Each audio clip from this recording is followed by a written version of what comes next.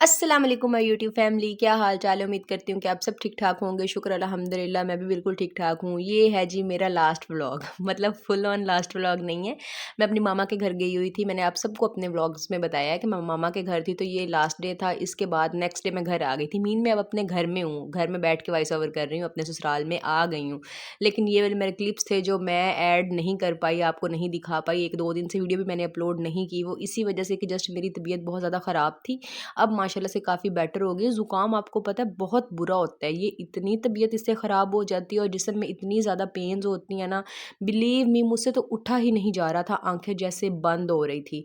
तो अल्लाह अल्लाह करके मेरी जान छूट गई है, अब मैं काफ़ी पहले से बेटर हो गई। मेरे मामा लोगों ने मेरी बहुत ज़्यादा खिदमत की है। वो तो मुझे आने ही नहीं दे रहे थे, कभी मेरे सर पे ऑयलिंग कर रहे थे, कभी मेरे हाथों की मालिश कर रहे थे, कभी पाँव की कर रहे थे, पाँव से मैल वगैरह उतार रहे थे। असल में हमारे घर में है ना क्लीन, तो क्लीन पे मैं नंगे पाँव चलती हूँ। अब मैंने ये नोट किया है, मैं अपने 1-2 दिन अपनी मामा के घर रही हूँ ना, तो वहाँ पे क्लीन कारपेट वगैरह नहीं है, तो मैं जूता वगैरह पहन के चलती थी ना, तो मेरे पाँव बिल्कुल ठीक हो गए थे। लेकिन जैसे ही मैं अपने घर आती हूँ ना, तो ऐसे होता है कि मैं क्लीन पे नंगे पाँव चलती हूँ, तो वो ना पाँव नीचे जो मेरी हील्स है ना, वो बहुत ज़्यादा क्रैक कर जाती हैं, बहुत ज़्यादा फट जाती हैं। अब मैं मामा-पापा के घर रही हूँ ना, तो वहाँ पे मेरे पाँव बिल्कुल ठीक हो गए थे। कोई मैंने क्रीम नहीं लगाई, कुछ भी नहीं लगाया, कोई वैसलीन नहीं लगाई, बिल्कुल ठीक हो गए थे। तो अब मैंने यही मतलब फ़ील किया है कि शायद ये ना मैं क्लीन पे चलती इस वज़ह से ऐसा होता है। तो अब मैं इंशाल्लाह यहाँ पे भी एहतियात करूँगी, क्लीन पे भी ना मैं जूता पहन के ही चलूँगी।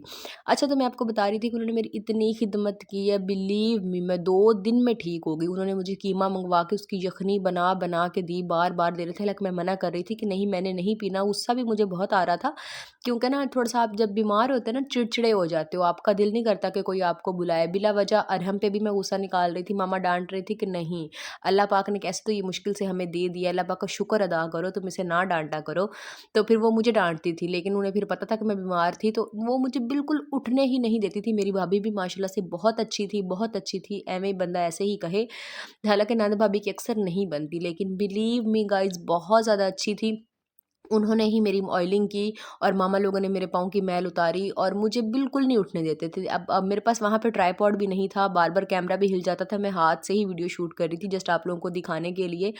तो ना जो मेरे बाबा हैं ना, वो भी माशाल्लाह से बहुत कोऑपरेटिव हैं, बहुत अच्छे हैं। घर के सारे काम, हालाँकि बाहर के काम भी वो करते हैं, मर्द का काम होता है बाहर के काम करना, लेकिन फिर भी वो सारे काम मेरी मामा के साथ मिल के करवाते हैं। सारे जो भी घर के काम, इवन के उनके कपड़े वगैरह भी धो देते हैं, प्रेस कर देते हैं।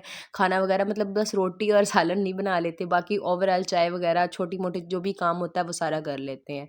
अक्सर वो मिल के नाश्ता वगैरह बनाते हैं। मामा अक्सर वैसे भी जब सियालकोट या लाहौर होती हैं, वहाँ पे तो बिल्कुल खाना बनाती ही नहीं है ना। मॉर्निंग में बस थोड़ा-सा बनाया तो बनाया, अदरवाइज़ वो होटल से ले लेते हैं या फिर वहीं पे जो उनके पड़ोस में लोग हैं ना, उन्हीं को पैसे दे देते हैं कि ये हमारा 200 या 300 या 500 आप ले लें, जिस हिसाब से मतलब खाना हो, अगर मीट वगैरह हो तो ज़्यादा पैसे दे देते हैं, सब्ज़ी वगैरह हो तो कम पैसे दे देते हैं, तो उन्हें कहते हैं हमें भी आप लोग सालन दे दीजिएगा, तो वो दे देते हैं और रोटी वगैरह खुद मँगवा लेते हैं होटल से, इस तरीके से करते हैं। तो बिलीव मी गाइज़ मैं बिल्कुल ठीक हो गई थी और इतना मुझे अच्छा फिर बिल्कुल नहीं आने को दिल कर रहा था, लेकिन जो मेरे हस्बैंड थे ना, मुझे शो नहीं करवा रहे थे। लेकिन ना जैसे बंदा अंदर-अंदर से माइंड नहीं करके बैठ जाता, कोई मैसेज नहीं कर रहे थे, इग्नोर कर रहे थे, उधर आए भी थे मेरे लेकिन वो अंदर नहीं आए, बाहर से ही ना चले गए थे और बस मेरी भाभी ने पूछा कि आप अंदर आ जाओ, तो कहते नहीं मैंने अंदर नहीं आना, अरहम मुझे देखेगा तो फिर वो ना रोला डाल लेगा कि मैंने घर जाना है। इस तरह का उन्होंने बहाना बना दिया। जब मैं आई ना अभी कल, तो बिलीव मी मेरे साथ नाराज़ हो रहे थे कि आप वहाँ पे इतने दिन क्यों रुकी हो? आपको पता नहीं था कि मैंने घर में होता हूँ, तो आपने आ जाना था वापस। मैंने सोचा कि मैंने फिर उनसे मैंने भी आगे से कहा कि नहीं ऐसे नहीं होता, अभी मैं 3 तो दिन रह के आई हूँ, मैं कौन-सा वहाँ पे हफ़्ता 10 दिन रह के आ गई हूँ, एटलीस्ट मुझे हफ़्ता तो रहने देते ना। मैंने कहा मुझे पता चल गया था कि आपने ना मूड बनाया हुआ है। तो कह रहे थे कि जी हाँ, कहते बस करो अब तुम छोड़ो इन सब बातों को। बस इस तरीके से थोड़ी बहुत ही नोक-झोंक जो हँसी-मज़ाक की होती है, इस तरीके से हुई। लेकिन फिर मेरे मियाँ वैसे बहुत अच्छे हैं, बहुत कोऑपरेटिव हैं, बहुत अंडरस्टैंडिंग है, ठीक है? इस तरह की सिचुएशन में। लेकिन ये है कि फिर वो इतना ना जैसे एक बंदा होता है ना एहसास जता देता है, वो इस तरीके से नहीं है। मतलब अपनी फीलिंग्स को ना शेयर नहीं करते, एक्सप्रेस नहीं करते, शो नहीं करवाते। कुछ लोग होते हैं ना बीवियों के पीछे ही पड़े रहते हैं, अपनी फीलिंग्स को बताते रहते हैं, लेकिन इसका हरगिज़ ये मतलब नहीं होता कि अगर वो आपको शो नहीं करवा रहे तो उनको आपकी केयर नहीं है। एक उनकी 2 बस चीज़ें हैं, एक उनकी ये कि वो ना अपनी फीलिंग्स को नहीं शेयर करते, दूसरी ये है कि वो लड़ते रहते हैं। बोलते रहते हैं छोटी छोटी बात पे गुस्सा कर जाते हैं, गुस्सा बहुत ज़्यादा है उनमें। लेकिन उनका मुझे ये पता है कि वो दिल के बहुत साफ़ हैं, वो गुस्सा भी कर रहे हैं ना, मैं हालाँकि मूड बना के आगे से बैठ जाती हूँ, लेकिन उन्होंने सॉरी-वॉरी भी वो कोई नहीं करते, मूड बना के बैठ जाती हूँ। लेकिन ये होता है कि मुझे ये पता होता है कि वो दिल के साफ़ हैं, तो वो कहते हैं क्या हुआ? वो तो उस बात को शाम तक भूल ही जाते हैं। मैं कहती हूँ तुमने मुझे ये वाली बात कही थी, तो फिर मुझे वो कहते हैं कि अच्छा तुम उस बात पे मूड तुमने बनाया हुआ है, मुझे तो याद ही नहीं है। तो इस तरीके से हमारी नोक-झोंक होती रहती है। छोटी-मोटी बातें तो आपको पता है हर घर में हो जाती है। अच्छा साथ के साथ हम लोग वीडियो की भी बात कर लेते हैं। अच्छा आपको मैं बताऊँ वहाँ पे ना हम अरहम को ना अम्मी लोगों ने ना इतना खिलाया माशाल्लाह से वो कह रही थी कि हमने ना इसको मोटा करके भेज देना है। मैंने बोला कि 3 दिन में ये मोटा हो जाएगा। बिलीव मी थोड़ी-थोड़ी देर बाद कुछ ना कुछ इतना मैं नहीं उनका ख़्याल करती जितना उन्होंने किया है। मतलब एक माँ होती है ना, वो अपने बच्चे का कितना ख़्याल रखती है, लेकिन इतना मैंने नहीं किया जितना उन्होंने ख़्याल किया। इतना कुछ उसको खिला रही थी, कभी चिप्स बना के, कभी नूडल, कभी रस, कभी उसको राइस बना के, कभी ना चिकन लेके आ रही थी, कभी कलेजी लेके आ रही थी, उसको फ्राई कर के दे रही थी। मिर्चें क्योंकि अरहम बिल्कुल नहीं खाता, तो उसको ये दे रही थी। फिर बार-बार आइसक्रीम मँगवा लेती थी क्योंकि अरहम को आइसक्रीम बहुत ज़्यादा पसंद थी। मामा ने एक अपने लिए मँगवाई थी, एक मेरे लिए और एक अरहम के लिए। तो जो अरहम है ना, वो मामा की भी खा गया और अपनी भी आइसक्रीम खा गया। तो बस जी फिर अरहम एन्जॉय कर रहा था। असल में मेरी मामा की ना जो आईसाइट है ना, दोनों पे जो सफ़ेद मोतिया होता है ना, वो आ गया। उनकी ना आईसाइट बिल्कुल वीक हो गई है। तो हम लोगों ने आज जाना था सिटी।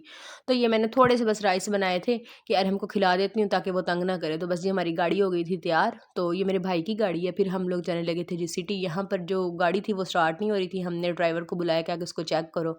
तो वो खुद से ही स्टार्ट हो गई, पता नहीं क्या मसला बना था। अच्छा जी हम लोग सिटी चले गए। यहाँ पे मामा लोगों ने हम सबको आइसक्रीम्स खिलाई। जो मेरे वाला कप था ना, मैंने बोला अरहम भी उसी में खा लेगा, लेकिन अरहम ने कहा नहीं मुझे तो मेरा पूरा कप चाहिए। बस जी फिर ये वाला कप हमने पूरा अरहम को दे दिया। फिर मैंने अपने अपने लिए न्यू मंगवा लिया। और मेरे जो भाई और भाभी उन लोगों ने दूसरे शेक्स मंगवाए, जैसे कि खजूर शेक हो गया, आइसक्रीम शेक हो गया। फिर और जो मेरे बाबा थे वो कह रहे थे मुझे तो भाई बहुत ज़्यादा भूख लगी है। कुछ हैबिट्स होती हैं ना सबकी। कुछ लोग होते हैं जो एक ही टाइम पे ना खाना पेट फुल करके खा लेते हैं। कुछ लोग ऐसे होते हैं जो एक टाइम पे खाना फुल नहीं खा सकते। थोड़ा सा खाना खाते हैं, थोड़ी देर बाद उनको फिर भूख लग जाती है, फिर थोड़ा सा और खा लेते हैं। तो जी मैं इसी के साथ अपनी वीडियो को एंड करती हूँ। उम्मीद करती हूँ ये आपके लिए काफ़ी हेल्पफुल और इंटरेस्टिंग रही होगी। अब मेरा जो नेक्स्ट व्लॉग आएगा वो मेरे ससुराल में आएगा। मिलते हैं नेक्स्ट वीडियो में, तब तक के लिए अपना बहुत सारा ख्याल रखिएगा जी, दुआओं में याद रखिएगा जी। चैनल पर नए हैं तो इसको सब्सक्राइब ज़रूर करें जी। अल्लाह हाफ़िज़।